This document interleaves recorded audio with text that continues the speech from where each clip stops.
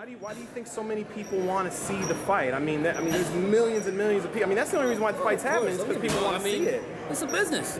That's why. Because right. At the end of the day, I mean, you're bringing boxing against MMA, and Conor has a huge following. Floyd has a huge following, and so basically, you bring in two of the biggest guys in their sport, you know, to basically settle who's the best. But it's not really going to settle who's the best because, like I said, even myself, I mean, I think that Conor would beat Floyd in a ring, in an octagon, because that's his place. You know, that's where he does his work. Do you think that kind of speaks to the lack of knowledge there is about the sweet science, that people actually think someone could come in without having years of experience? I think what it is this. People think that he has a chance because he's been knocking out guys in MMA.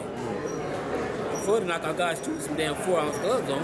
Right. So what difference does it make? You know, right. and it's a whole lot more to boxing than just having punching power. Can that power translate into the boxing ring? I mean, don't get me wrong. I mean, if you can punch, you can punch. It has nothing to do with translating or anything. You know, it's just you can have a guy that can punch and not even know how to fight at all. But like I said, I mean, Floyd's a master. He's a master at his craft. You know, he's not trying to, you know, take a crash course. You know, he's been doing this his whole life. You know, Floyd started doing this when he was probably about 5-6 years old. So was it a mistake in Conor's behalf to not bring in a boxing coach, like maybe a trainer like yourself, Senior, or Freddie Roach? Well, I know he ain't gonna bring me in. I would love to do that. He did that shit, I'd be happy. Let's do it. You would actually, but someone with your type of knowledge. You'd take him in if he came to you. Would you have took him? Would you have took that job?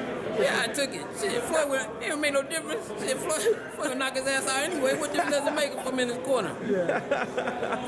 That's crazy. Have you watched any of any footage of Conor, whether it was the sparring footage he put out or even his fights with Nate Diaz? Have you taken a look at it? I watched the fight with Nate Diaz. I watched some sparring with the kid from South Africa, and the kid from South Africa just basically played with him. You know, and that was probably the only footage that got out, that got leaked, as opposed to the Paulie Malignaggi, because the Paulie Malignaggi, it was just basically all Conor and his people just.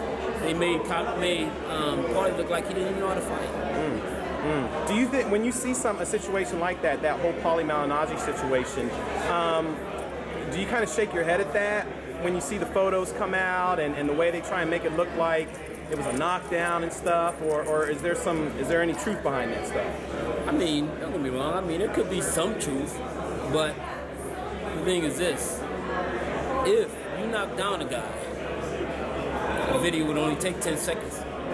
So why did it have to be a still frame? Right. So that means it's probably a lie. Wow. Plus he has a history of it since he did it with Chris Van Heerden. They put out some edited footage of him. Yeah. Right, and then Van Heerden released the unedited footage. Should Paulie have tolerated a little more from Mcgregor, just being that it's not his training camp? Nope. He made the right decision by walking away? No, because the thing is this: he's a champion. He should be respected for what he does. I don't give a fuck about how much money you make or anything. This man and he don't gotta lie. He's getting paid. He got a great fucking job. Right. You know, it's not like he's starving. He's not there for the money. You know, like everybody else, they're there for the money. He's not there for the money.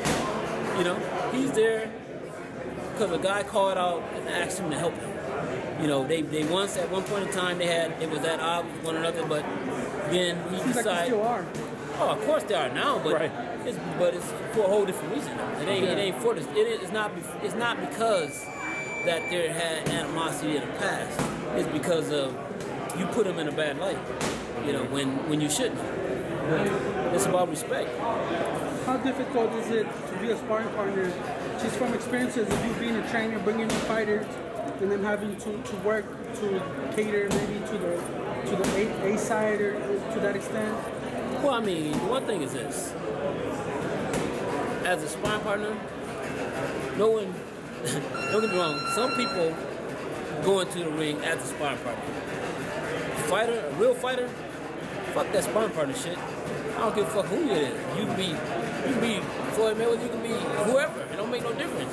I'm not no sparring partner. So you're not finna treat me like no sparring partner. You know, I mean, so, and if you beat my ass, you beat my ass, but it's not gonna be you beat my ass because I allowed you to. Sometimes that's what sparring partners do. You know, but not me. Did it seem odd that they actually wanted him to spar like a full 12 rounds? I mean, I've never heard that before. Where well, I mean, that's for a guy that never been 12 rounds. So yeah, that'd be smart. That'd be wise. But I gotta go. all right, Jeff. Appreciate you, man.